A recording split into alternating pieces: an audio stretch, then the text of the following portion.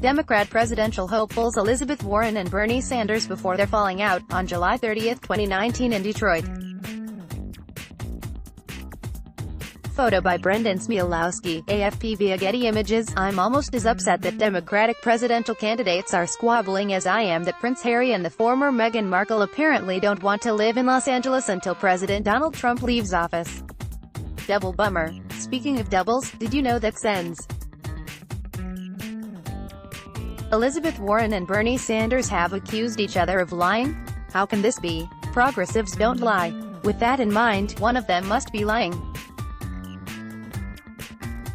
After Tuesday night's Democratic presidential debate, Warren and Sanders were noticed in an apparently heated exchange, and CNN later released the audio of the intra-socialist spat. Word on the street, and on the ubiquitous mainstream media outlets that regularly present old stories as breaking news, is that in a December 2018 meeting, Sanders told Warren he didn't believe a woman could win a presidential election. How can this be? Progressives can't be sexist. CNN's non-biased, objective, fact-hunting, truth-seeking professional journalist Abby Phillips pseudo-innocently asked sexist Sanders during the debate, so, Sen. Sanders, I do want to be clear here, you're saying that you never told Sen. Warren that a woman could not win the election? Sanders was probably thinking, where did that come from, especially if he never said it, which we have to assume, since progressives cannot lie.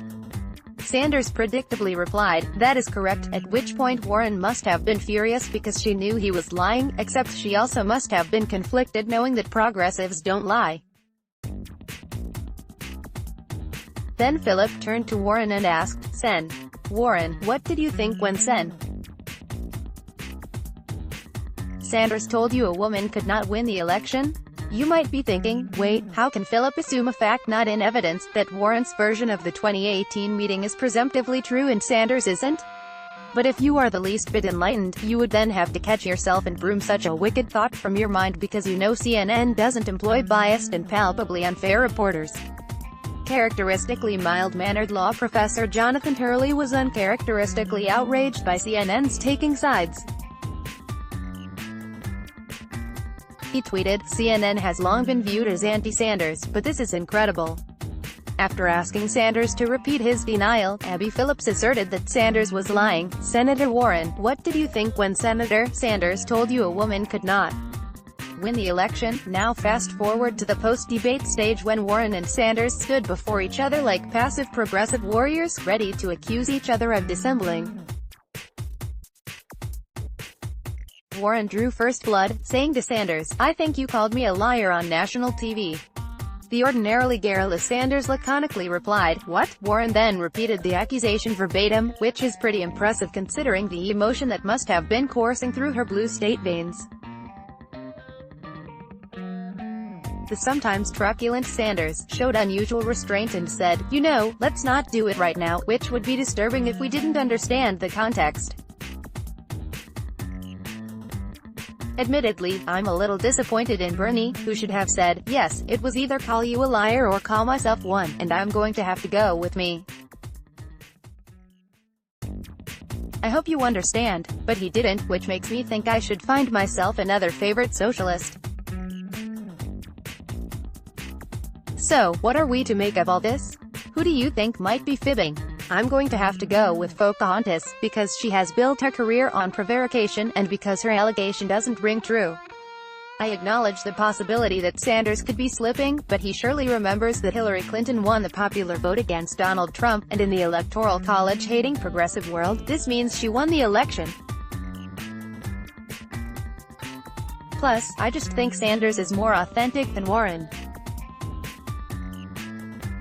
After all, he proudly wears his socialism, and Warren denies hers in the same breath she unveils her blatantly socialistic programs.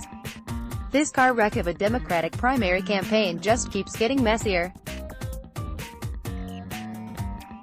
The Democratic base desperately wants one of its own, but supposedly centrist, which is laughable. By the way, former Vice President Joe Biden still looks strong, as does supposedly centrist, even more laughable, Mayor Pete Buttigieg. Meanwhile, Democratic congressional newcomers are turning away from the leftist squad. The squad leader, Rep. Alexandria Ocasio-Cortez is losing her mojo, and some believe House Speaker Nancy Pelosi slow-walked the impeachment articles to ensure that Biden would have an advantage on the campaign trail while some of his main rivals sit as unbiased progressive jurors in the Senate impeachment trial. I would end this column with a suggestion that we get some popcorn and watch this play out, but since I did that in a previous column, how about some nachos instead? David Limbaugh is a writer, author and attorney. His latest book is Guilty by Reason of Insanity: Why the Democrats Must Not Win. Let's block ads. Why?